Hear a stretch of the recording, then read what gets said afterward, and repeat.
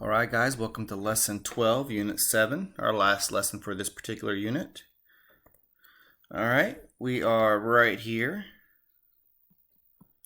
And make sure that you pause so you can copy down whatever you need.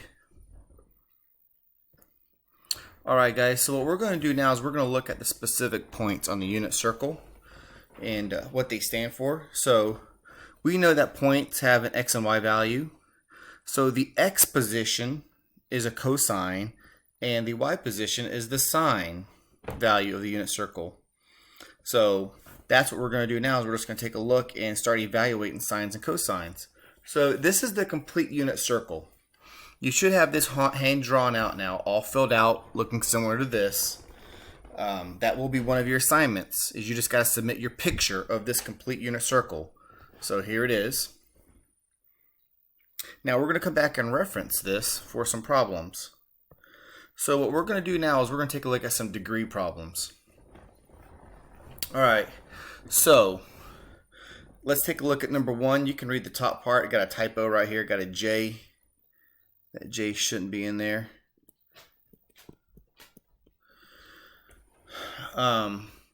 So what I mean by using the unit circle is if I say the cosine of 60 degrees, if I go back and I'm going to highlight 60 degrees, which is right here. That's the 60 degree one. Now a cosine is the x value. There it is, 1/2, the x position. The cosine of 60 degrees is 1/2.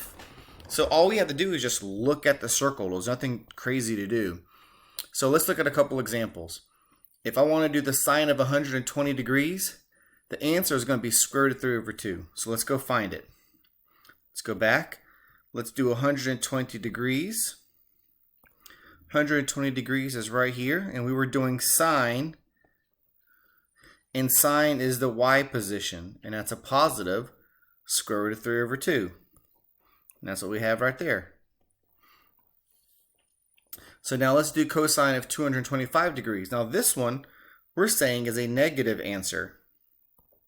So let's find out. Let's go to 225 degrees and the cosine is the x position. So let's go back. 225 degrees is this one right here. And the cosine is the x position. This is in the x position. Negative square root of 2 over 2. And we are correct, negative square root of 2 over 2. Now the exact same thing can be done for radians, because remember radians are just another measurement for degrees, and we can work between the two positions. So if I want to do the cosine of 5 pi over 3, I got the answer down as 1/2.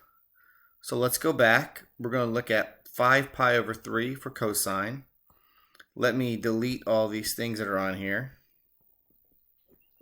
Alright, so once again we are doing cosine at 5 pi over 3. So let's find 5 pi over 3, and it's right here. So that's this line. And the cosine is the x position. So the cosine of 5 pi over 3 is 1/2. And let's see, is that what we had? Yep, that's what we had.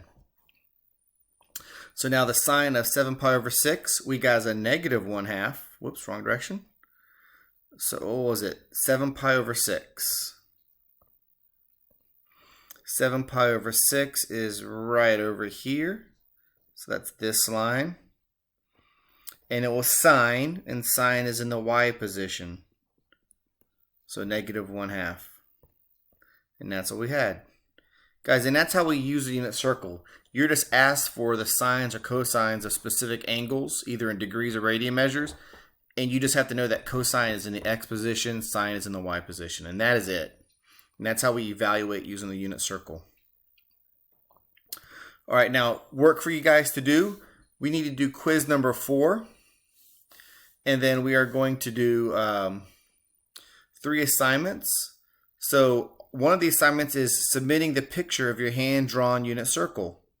Don't forget it needs to be hand-drawn. Not something printed off the internet.